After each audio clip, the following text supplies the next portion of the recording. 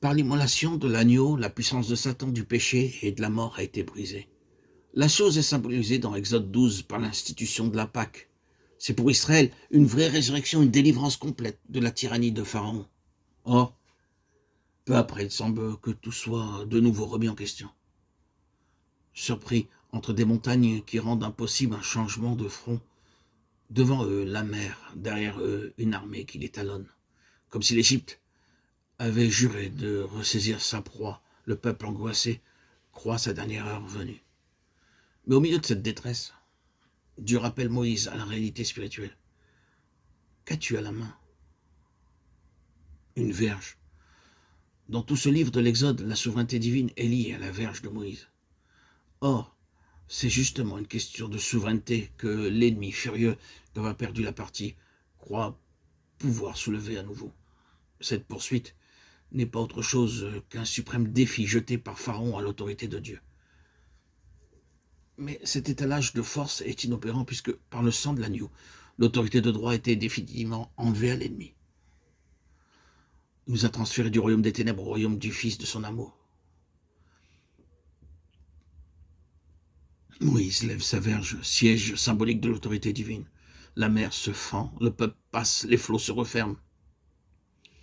Ainsi donc, Dieu place au seuil même de la vie de son peuple une leçon qui vaudra pour toutes les générations. C'est que depuis l'effusion du sang de l'agneau, l'adversaire peut nous impressionner par sa présence, son activité, mais sa puissance est brisée, quel que soit le déploiement de force dont il nous environne. L'autorité n'est pas de son côté. Ce n'est pas quand tout se présente bien et que les Égyptiens sont bel et bien noyés qu'il faut croire à la victoire. C'est à l'heure tragique où tout semble contre nous. La victoire qui triomphe du monde, c'est notre foi. La personne de Christ présente trois caractéristiques qui doivent se retrouver chez les croyants individuellement, aussi bien que dans l'Église qui est son corps. La spiritualité, la prépondérance du céleste sur le terrestre, et l'universalité. On a voulu opposer le message de Paul à celui des autres apôtres pour discréditer par là l'ensemble de la révélation. En réalité, la différence n'est pas en espèces, mais en degrés, et met en lumière ce qu'est vraiment la plénitude de Christ. Ce que tous les apôtres ont en commun, la repentance, la nouvelle naissance, le baptême, le Saint-Esprit, la justification, la sanctification, l'espérance du retour du Seigneur. C'est sur la question de l'Église qu'une différence apparaît.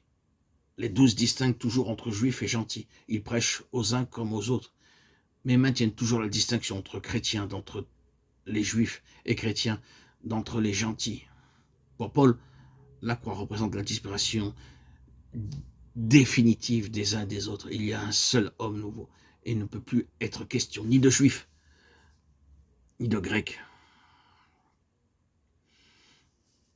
Son message spécifique comporte donc une révélation nouvelle de la nature céleste et du caractère universel de cette Église qui est son corps.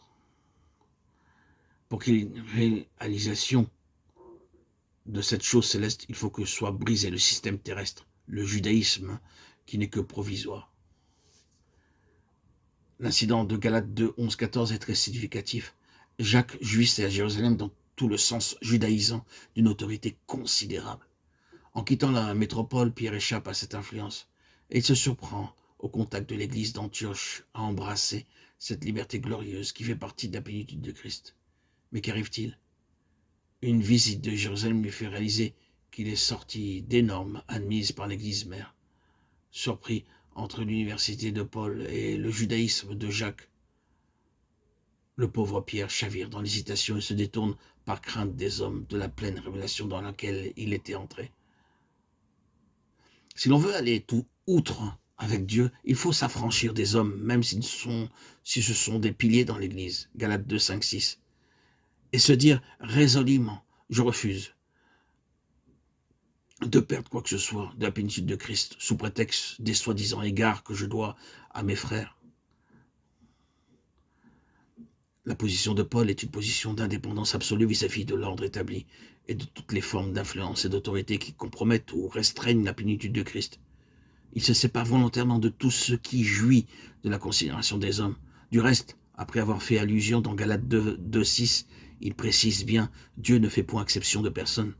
Ce qui veut clairement dire, parce que cela jouisse d'une certaine considération de la part des hommes, il ne s'ensuit pas qu'il possède au même titre la considération de Dieu.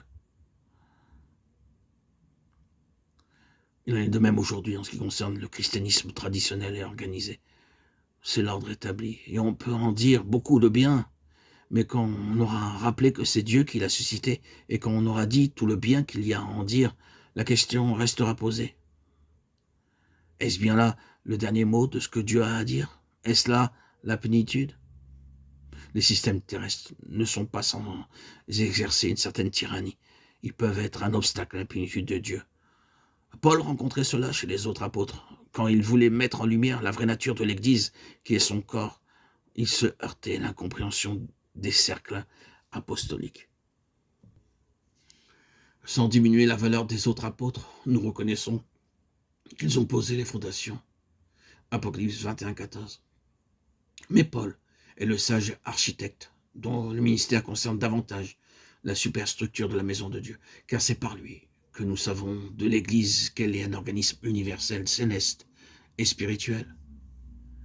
Notre but doit être la plénitude de Christ, si c'est elle que nous voulons et si nous la voulons de tout notre cœur. Dieu nous montrera bien où elle se trouve. Frères et sœurs en Christ, bien-aimés, auditeurs, auditrices, tout ce qu'il demande de nous, c'est que nous soyons prêts à entrer pratiquement dans toute sa pensée. Paul paya un grand prix pour en arriver là. Les apôtres ne pouvaient pas le suivre sur ce chemin, et il fut presque seul jusqu'au bout. Mes chers amis, auditeurs, auditrices, mes frères et sœurs, c'est une grande chose d'être seul quand on est dans la plénitude de Dieu. Amen, alléluia.